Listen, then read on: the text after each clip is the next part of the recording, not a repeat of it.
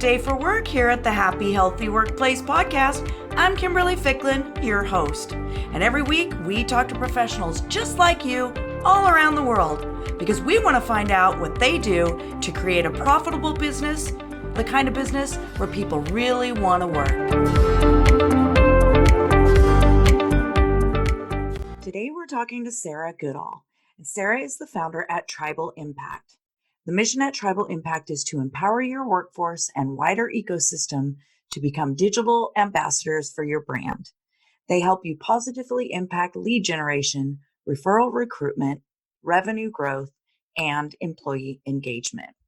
Now, we chatted a bit with Sarah about why some of this is important in episode 11, titled Recruit the Best Talent by Offering a Remote Workplace.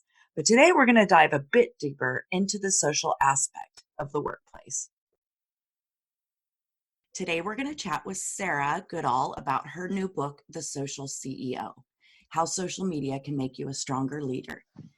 And we're going to have another book sweepstakes. So stay tuned to the end of the show to find out how to enter to win the Social CEO. But first, welcome back, Sarah.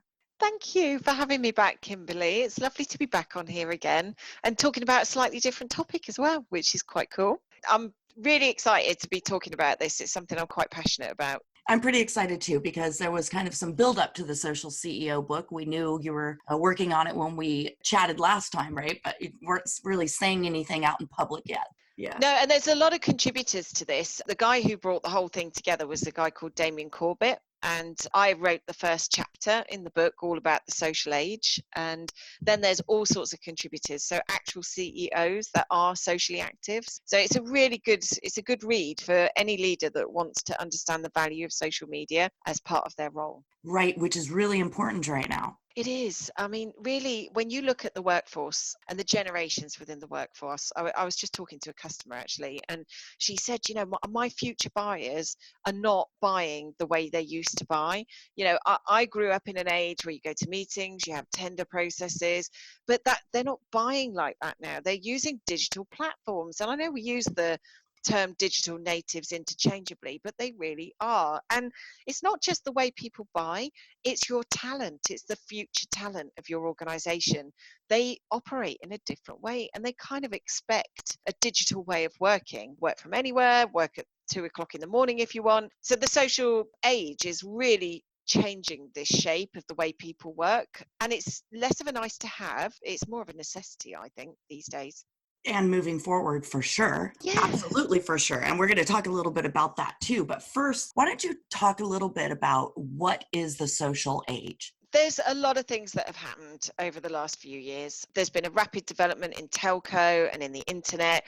There's lots of numerous applications that are popping up. We had email, then we've got social media. It's the way it's embedded into our consumer life. The way we act and behave at home is now dripping in the way we act and behave in business. But there's other things that have happened. The improvement of telecoms, the ability to work from home, the ability to take your laptop anywhere or your phone and have conversations with people on the other side of the world. Communications has changed the way that we work, and inevitably you can connect at scale in a way that you could never imagine you could do before, and it makes the world a very small place. And at a time where sort of technology, it doesn't sleep, we expect, it's the instant generation, isn't it? Or we expect instant results. Why can't I get on that website? You're refreshing the page, this should work, and this is what we expect, and it's keeping up with this new way of working.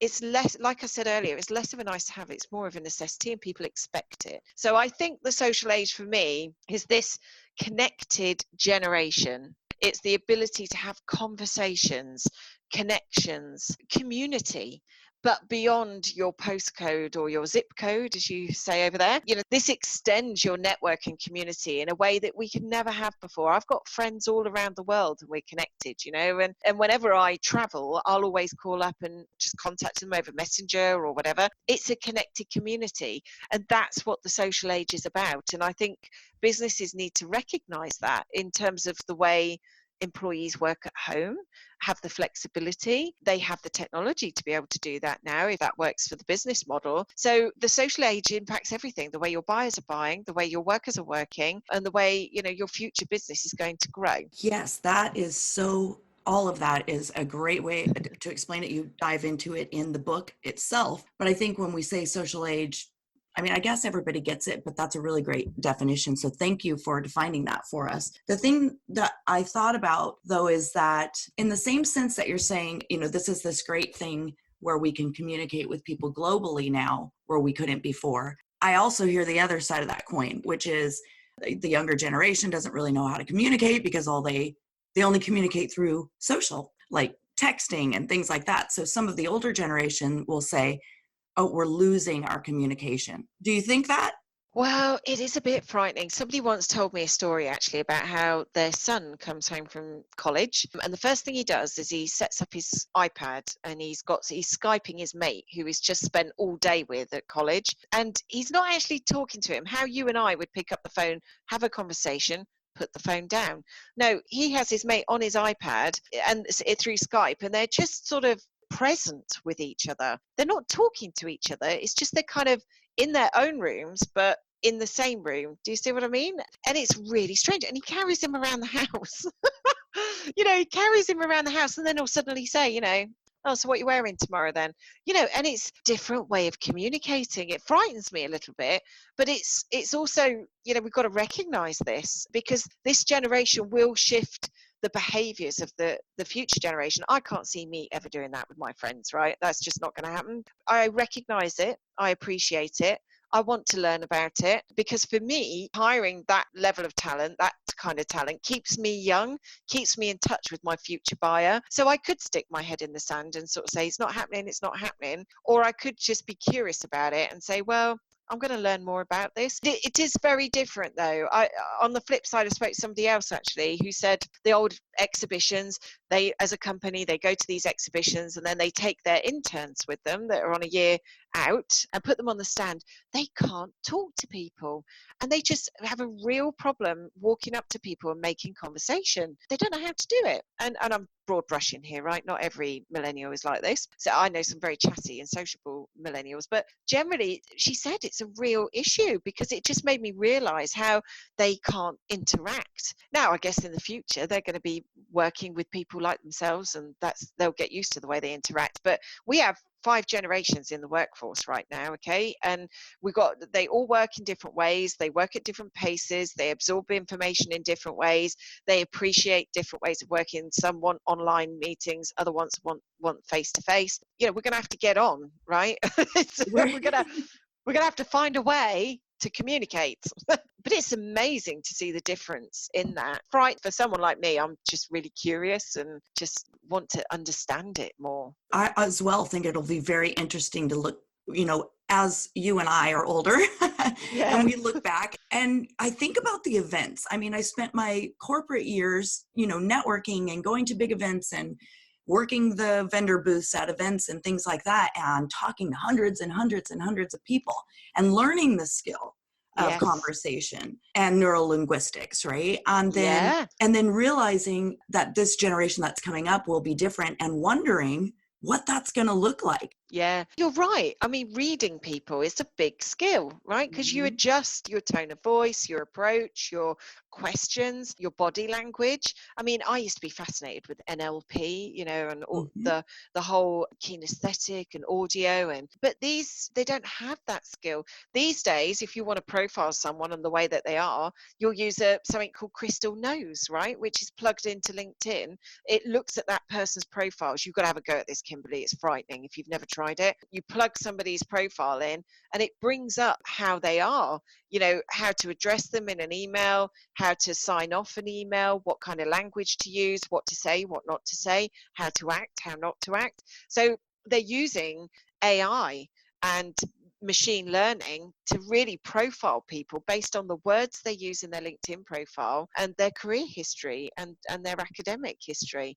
And they're looking at databases of thousands of people that have had the same similar paths, what they're like, and profiling them that way. So digital profiling, I mean, to me, it's best to use it in hand, right? Don't Digital profiling is a great place, right? If you're trying to open a door, open a conversation, you don't get long to make a good first impression, but then you still need the subtle art of being able to have a conversation with people in person. And it's really quite frightening to see how retreated some people are into themselves and just cannot walk up to someone and just have a bit of chit chat about biscuits or tea, or just to open the conversation. For Hmm. me, it's not difficult. I've grown up this way, and chatty. But I'm really appreciating now that it's very difficult, this digital age, the social age. So Yeah, it is. It really is. Now let's go back to Crystal Knows real quick, because I have yeah. used that before. So that's a great tip for anybody who's for the listeners Yeah. is, yeah, just check it out. It's really cool. I used it on myself on my own. I went incognito and used it on my own profile because I'm like, who knows me better than me? And I want to see if this really works. Yeah. And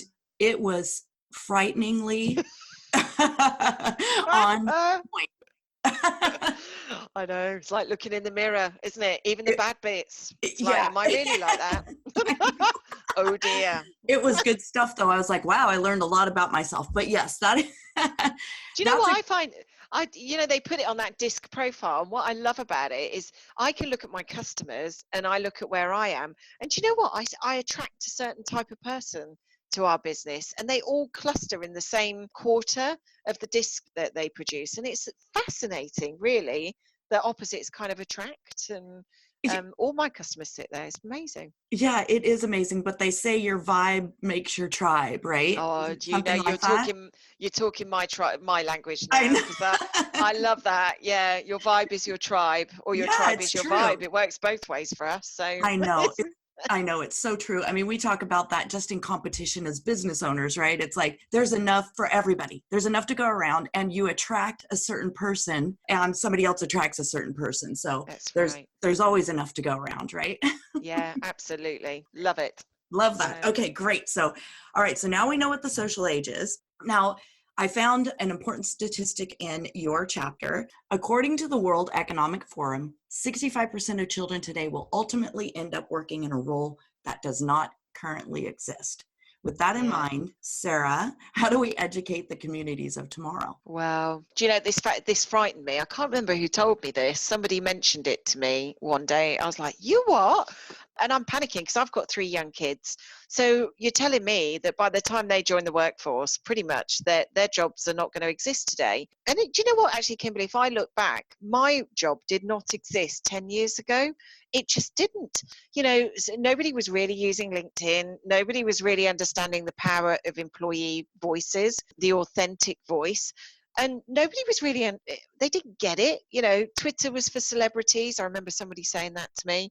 Instagram didn't exist. It's quite frightening, the pace of change. And I always think, what's the best thing I can teach my kids? Because between you and me, I'm not very academic, right? I do colouring in, I do all the modelling and stuff like that, but I'm not the kind of person I'm not good at maths really, and English and all the rest of it.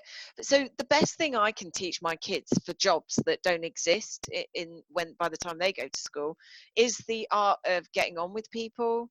It's manners, it's about resilience. This is my humble opinion, and teaching them that every day is a school day. Because it was funny, my daughter said to me the other day, she goes, "Well, you don't go to school. I don't want to go to school. You don't go to school." I was like, every day is a school day, love.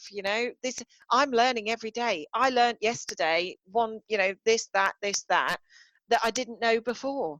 So Emma, don't say it, because every day is a school day. And I think this is about lifelong learning. And a lot of people, I always remember years ago, I was sat next to a colleague, and it was coming up to appraisal time. And I'm like, "What are you doing?" And he goes, "Oh, I'm trying to get all my courses in because it's on my KPIs. I've got to get all my courses done. And I've got my appraisal this afternoon, so I need to tick the box." And I'm like, that's not the right attitude, right? You've got to learn because you want to learn, because you're curious, because you want to better yourself, you want to improve what you do. And I think, leaders who are curious and push themselves and, are not afraid to make mistakes. And I love this stuff around growth mindset and having a healthy mindset around your ability to grow. That's the best thing I think we can teach our kids. It's like how you bounce back. I mean, this is what they need to see. and feel. Years ago, knowledge was power, right? The more you knew, the bigger, the higher university that you went to, the bigger the job you get. Well, these days, it's not necessarily like that. It's about learning, listening, applying, adapting, being resilient, driving change, and doing what you love. Because if you're not passionate, then what's the point? And I think this, for me, sorry, Kimberly, I keep going on about this, but I think growth mindset cultures are the ones where you instill learning at the heart of it. You know, you don't expect it, you don't KPI your team on it, you don't make it a tick box, although I have tried that with my team and it just doesn't work, right? They've got to want to learn, they've got to want to be curious and better themselves and better the business. That's the way, that's the culture that is going to be successful in the social age, in my opinion. I completely agree with you on that. The lifelong learning is big. And you're right, it has shifted. So knowledge is power used to mean that the smartest person in the room was, well, the smartest person in the room. Yeah. But Yeah. we started to realize that the smartest person in the room also has gaps in their strengths and needs other people as well. And we started to realize that to be an effective leader really meant that it's more about being open to learning more than knowing everything there is to know. Absolutely. Yeah. Yeah. And also being transparent. You know, every Friday for my team and my extended team, I always do a little update. I was just talking to somebody about this. It doesn't matter where I am, right? I could be on the school run, in the gym, walking through the park, eating McDonald's, you know, sometimes take the kids for a treat. I will always do a Friday update, and it's a 5-minute thing that talks to my team. And some weeks I'm like hanging off the ceiling, other weeks I'm like, this is really tough, I'm struggling this week, guys, you know. But it's the transparency, it's the honesty, and I think leaders, you know, have traditionally surrounded themselves by people that, you know, oh, you can say this but you can't say that, don't say that, you know, here's your script, here's your town hall prep, here's your presentation, here's your. But actually what employees want these days is transparency of leadership. They want to see the authentic leader, they want to follow you, they want to read what you read, they want to, you know, they want to listen to you, but not in a scripted, manufactured way. And I think any leader that adopts the social age will recognize this, that communicating has changed, and crafting it and polishing it and manufacturing it is less respected in a way. People want authenticity. In the social CEO, authenticity is key, right? You've just got to be open and transparent. You got to be careful. Obviously, I get that. You can't say everything, but they do want to see the authentic leader. They don't want to see the polished, crafted leader. Yeah, the one that doesn't have any problems. That's right. Yeah. I mean, I really wear my heart on my sleeve, probably more than I should. But you know, that brings people closer together, and I love that. And also I want the team to feel like that as well, right? Just be yourself. Be yourself. And there's no fakery around here, right? And also for me, it's quite cool for our culture. It's like, don't, you know, we don't have any of this, I think I'm better than you, and you know, there's no place for that, right? We're in it together, we win together, we lose together, but we're in it together, and we're all of equal, of the even the last person that came in. So yeah, so I think the social age is massively impacting that. That is great. Now, here's the thing. So I can hear it in my head already, especially those of us that are older. I'm just gonna put it out there like that. Yeah. It's because it's just true. And Yeah. we lived in a workplace where vulnerability was weakness. Oh yes. I know for a fact. Well, I'm just a crier. I'm just a Yeah, me crier. too. I think we talked about this before, Sarah, right? Like I just cry at commercials and everything. But when I get upset or frustrated, I'm not sobbing, but tears come out of my eyes. And Yeah. that was always looked at as a weakness in the Yeah. workplace. I know my managers and bosses looked at me, rolled their eyes. Oh my gosh, are we here again? And it wasn't like I was in there sobbing or anything, but Yeah. I'm vulnerable. I just am that person. And I've always just been myself, which didn't serve the workplace so well before, which Yeah. would serve it fine now. Yeah. But how do we shirk off, those of us who understand it that way? How do we shirk off that idealism, that being vulnerable as leaders? And I was a leader. I would just be going to my supervisor, right, and saying, oh, I've had a rough day, or, you know, I'm having a hard time at life right now. And having that person accept it, So how do we Yeah. accept that as leaders? And how do we be more vulnerable? How do we just go in and go, well, it used to be like this, but now it's like this. So now I'm going to share with my team a little bit about my personal life that I've been keeping super quiet over here because I'm supposed to be the Yeah. strong leader.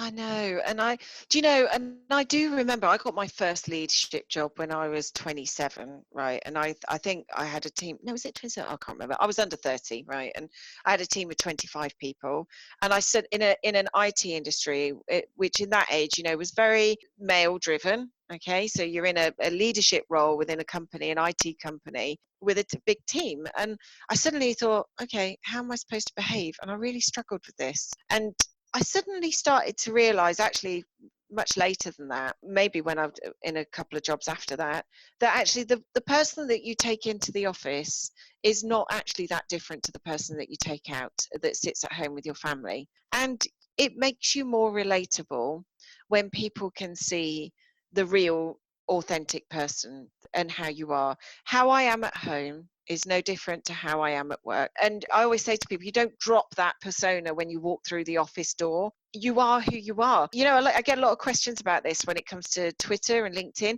Should I have a work profile and should I have a personal profile? And I'm like, I did try early on in my Twitter years to have a work and a personal. And having a dual profile it's like having a double personality. You can't maintain it. You get found out. And at one point, I just smashed the two together and I said, I'm just going to be who I am. So I'll tweet about social business and social leadership, but then next minute, I'll be sharing my bakes from the weekend where I've just created a nice cake with my kids. And I don't care because that's who I am. And quite often, people connect with you at that more human level because they connect with your interests and your passions, and when that goes beyond your workplace, that's okay. Now, but to your point, though, Kimberly, people do struggle with this. There's a generational thing where we do have to keep our work life separate to our personal life. And that's how it always has been, and that's how it always will be. I think a lot of this is about cultural transformation. And I think this will happen over time. And I think as you've got opposite ends of the spectrum, right? My dad's just moving out of the workforce where, work is work and home is home, and never the two shall meet. And then you've got digital natives joining the workforce where they just want to work at 3 a.m. if they want to on the train. They don't care, don't put any restrictions around me. You've got opposites of the both ends of the scale, and I get that, and I don't think you can force people to adopt a more open way of doing it, but I want people to embrace the opportunities that opens up. So when we talk to folks, we always say, actually makes you more human, makes you more approachable, relatable. It makes you more trustworthy as well and authentic. And people like that. People ultimately want to work with people they know, like, and trust. And really, how can they like you if they just see you as a robot? I've let my guard down a lot, over the years. And I think I've just thought it's okay to be me. And I think leaders need to stop the facade a little bit and just open up, because you will engage employees more. You will be more accessible to your customers. It will show that you listen to your customers more. And I love that, because that's what drives change. That's what drives a tribe, a community. People want to be part of that, and it just opens up so many more opportunities than people realize. Yeah, and listening to your customers, aka your employees. Yeah, yeah, And because if you think that your customers are all over 50, yeah, you're sadly mistaken. And yeah, you know what I mean? And if you're not understanding, like you said, 5 generations in the workplace, if you're not understanding how to tap into the emotions of each and every one of those generations, yeah, then you're missing the mark. And if you're so focused on just one way of thinking, you're going to lose the customers that think the other way. And I've said this so absolutely. many times. I just was involved in a meeting. Somebody wanted me to be on their board, and I was going through the process, and something got brought up that shouldn't have on a board, and Mm, it was very biased. And I said to them, wow, you have 225 members of this membership that you have here. And if you think they all think this one way, like you're thinking right now, you're going to lose a bunch of people. And can yeah, you afford to do that? You need to understand how everybody thinks, right? yeah, And then cater to everyone that's in your yeah. membership. or that you're trying to look for to gain membership. You don't bring in your own opinions and thoughts and processes and just say, this is the way it is. And if you don't like it, then hit the door. Yeah. You're going to lose a lot of amazing talent. And actually, I didn't go forward with the board, and they said to me, well, maybe someday we'll be a board that, how did they put it, that would be deserving of someone like you, because they needed a Oh, board intervention. yeah. Sounds like Absolutely, it. 100%. But it speaks to that, in that it's everywhere, that It we're not thinking about the greater picture, and we're not thinking about how, when we serve the people that are right here in our general vicinity, that we see every day, like our employees, our frontline leaders, then they serve our customers the same way. Absolutely. And you said that there's a key word that you said there, emotion, and understanding that purchase decisions, whether be by B2B or B2C, there's an emotional edge to those decisions. I was at an event actually last week where somebody said they've looked at some research and how emotion plays a role at the start and the end of the buying process. And rational context is in between that, but it starts and ends with emotion. And when buyers get together within the buying circle within a business, they are collectively trying to understand around the rational piece, but each of them has a slightly different emotional need, depending on their role and position in the company and how long they've been there and stuff. So understanding the emotion is really key to winning customers, but also accepting that there is a rational element too. And I think making sure that you listen first is one of the things that I think people go all out on social media and you've just sort of launched them out there. But actually, listening is the bit that people step over and they forget to do. You can get so much insight just from listening to your customers, listening to how your brand is being talked about on social media. What's the sentiment? Is it positive, neutral, negative? What's the volume of conversation on social media around your brand versus competitors? As a leader, you should be interested in this kind of stuff. Set up filters around questions when people have questions around your brand. Because if your customers see as a leader you're engaging, you don't have to engage with everything, but if they see you engaging now and again, it shows that you're in touch with the conversations that are happening. It keeps you closer to the customer. I think quite often leaders can get a little bit lost in sort of ivory towers protected by people, and social gives you a whole direct link to your end user customer, to your employees as well. You can get the emotional mood of your business by listening to what your employees are talking about, showing that you care, showing that you're interested. I never forget, right, Bill McDermott used to be the CEO of SAP. I used to lead the social business function for EMEA. And one day he contributed to an internal conversation that I had on our internal social platforms. And then he started engaging with my content outside of that. So on LinkedIn, and I was just like, wow, little old me buried so far in the company of a 70,000 employee company. I mean, really? And this is the CEO of that company. But he is engaging with me, and he wrote me a lovely email when I left. And I just thought, oh, I'm such a brand advocate for SAP, even though I don't work there anymore. It is one of the best companies. And I will encourage anybody I know who I consider to be brilliant and talented to get a job there, because they're great. They're great. So, even though I left the company, but I left on such positive terms. And this is where, as an employee, you can create a brand advocates, that can speak in your fan club, if you like. Then even when they leave your company, they get on podcasts and talk about it. Yeah, I know where they are. Look, you see, and I still can't help myself. So, but and this is where I think leaders need to accept that it's not just about engaging the employees that you have; it's about attracting the future ones that you don't yet have, and also creating such an amazing experience that keeps you in touch with your culture. That when they leave, they go on to talk positively about their experience, and this is where I think leaders need to take a wider perspective on the impact of social conversations on their brand experience. This is also good. It's always good stuff to talk about. Man, I could just talk about it forever and ever and ever. So can I know I, you. can you tell? I know you can, Sarah, as well. Well, as usual, always, it's a super fun conversation to have. I really love doing this podcast. I feel like we're really bringing to the workplace conversations that have been missing, and leaders like yourself that are stepping outside of that glass tower and letting everyone see them is really, really important. Not only for the employees to be able to see the CEO, but probably, maybe CEOs don't recognize this, that they need to be seen sometime as well. Yeah. And you know what's wonderful about the book, actually, The Social CEO, is it's not just businesses that can learn from this. Charities can learn from this. The way you lead a charity through social. I mean, social media is a huge enabler for getting a charity message out there. And naturally, they will have a follower base of people that support the charity that could potentially advocate for that charity. But I'm thinking schools as well, masters, presence of leaders, professors, you know, building their visibility is the key, I think is the word that you used, which is, you know, it's not just about business leaders that need visibility, it's others, it's charity leaders. And that's what I love about this book, because what Damien did is that he said to me when he said, can you contribute to the first chapter?